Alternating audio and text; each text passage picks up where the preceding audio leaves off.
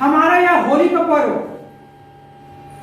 2 दिनों का होता है। प्रथम दिवस में हम होलिका दहन करते हैं और दूसरे दिवस में हम रंग गुलाल के साथ होली खेलते हैं, जैसे अभी हम आज खेल रहे हैं। प्रत्येक त्योहार के पीछे शिक्षाप्रद इतिहास छुपी होती है, जो हमें सही और गलत की सीख देती है। ऐसे ही हमारे यहाँ होली का त्योहार है, जो एक पौराणिक कथा है। इसके अनुसार बहुत समय पहले एक असुर राजा हिरण्यकश्यप नाम का राजा रहता था, जो तपस्या करके देवताओं से यह वरदान प्राप्त कर लिया था कि ना तो वह धरती पर मरेगा, ना आसमान में मरेगा, ना घर के अंदर मरेगा, ना घर के बाहर मरेगा, ना दिन में मरेगा, ना रात में मरेगा, ना उसको कोई मनुष्य मार सकेगा और न ही कोई जानवर मार सकेगा और न ही उसे कोई अस्त्र शस्त्र मार सकेगा। ऐसा वह देवताओं से वरदान लिया हुआ तपस्या करके। इस कारण से उस असुर राजा को घमंड हो गया था और संपूर्ण पृथ्वी पर वह अपना अधिकार समझता था। वह अपने आप को भगवान श्री विष्णु जी से भी श्रेष्ठ समझता था और भगवान श्री विष्णु जी को अपना शत्रु बताता था। इसी असुर राजा का एक प्रहलाद नाम का पुत्र था। उसका पुत्र भगवान श्री विष्णु जी के अनन्य भक्त थे और सदा वह भगवान विष्णु जी की आराधना करते रहते थे। यह बात उसके पिताजी असुर राजा हिरण्यकश्यप को कदापि नहीं भाता था और वह से हमेशा क्रोधित रहता था। और ऐसे क्रोधित होते होते होते होते एक दिन ऐसी स्थिति आई कि वह जो है अपने पुत्र का वध करने का सोच डाला और अपने सलाहकार आदेश देता है कि इसे सरेआम प्रजा के बीच में ले जाकर इसके सिर को धड़ से अलग कर दो। सैनिकों ने राजा के आदेश का पालन करते हुए भक्त प्रहलाद को, भगवान विष्णु जी के भक्त प्रहलाद को प्रजा के पास ले गए और उनके सर को जब तलवार से काटने के लिए तलवार उठाया गया उनके सैनिकों के द्वारा, तो तलवार जो है फूल बन गई, ऐसा कहा जाता है। जब इससे बात न बनी तो राजा और क्रोधित हो गया और वह जो है अपने पुत्र को मारने के लिए अपने सैनिकों को यह आदेश देता है कि इसे काल कोठरी में बंद कर दो और जहरीले सांपों को छोड़ दो। ऐसे उनके सैनिकों के द्वारा करने पर जहरीले सांप जब उनको डसने के लिए गए, काटने के लिए गए, तो वे जलकर भस्म हो गए। इससे भी जब बात न बनी तो राजा को पागल हाथी के सामने ले जाकर कुचलवाने का, छोड़ने का आदेश सैनिकों को दे दी। तब उनके सैनिकों का राजा का आदेश का पालन करते हुए हाथी के सामने ले जा, पागल हाथी के सामने ले जाकर छोड़ दिए। अब वो तो हमेशा भगवान श्री विष्णु जी का आराधना करते रहते थे, जाप करते रहते थे, तो वो हाथी जो है उसको कुचलने के बजाय, मारने के बजाय उसके ऊपर फूल माला चढ़ाने लग गए। राजा हिरण्यकश्यप जो राक्षस राजा है और अधिक क्रोधित हो गए और उसका क्रोध अपने पुत्र के प्रति और बढ़ते गया। अपने सैनिकों को फिर आदेश देता है वो कि इसे पहाड़ से नीचे फेंक दो और पहाड़ से नीचे फेंकने पर भी वो सकुशल जिंदा बच गए, क्योंकि उसके ऊपर भगवान श्री विष्णु जी का आशीर्वाद था। अब अंत में जब उसको ये सब चीज से बात ना बना, तो उसने, वो राजा हिरण्यकश्यप ने अपने बहन होलिका को बुलाया और आदेश दिए। होलिका वह थी जिसको एक वरदान मिला हुआ था, एक कपड़ा मिला हुआ था, वस्त्र मिला था, जिसको ऐसे ओढ़ कर यदि वो आग में बैठ ली जाती थी तो आग उसे जला नहीं पाती थी।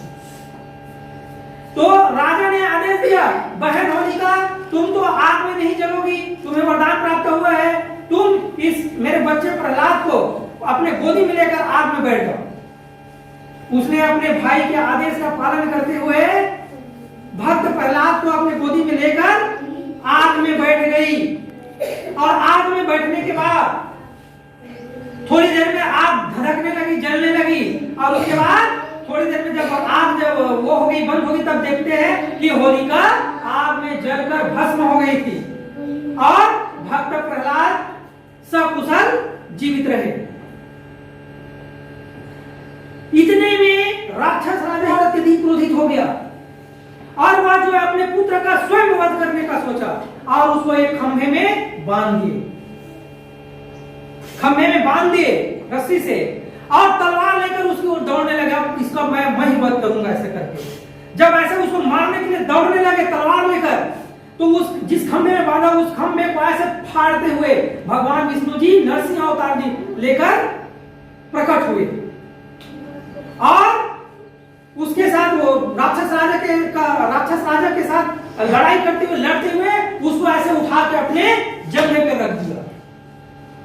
कौन? नरसिंह भगवान, जो भगवान विष्णु जी नरसिंह अवतार में जो खंभे को फाड़ कर निकला था।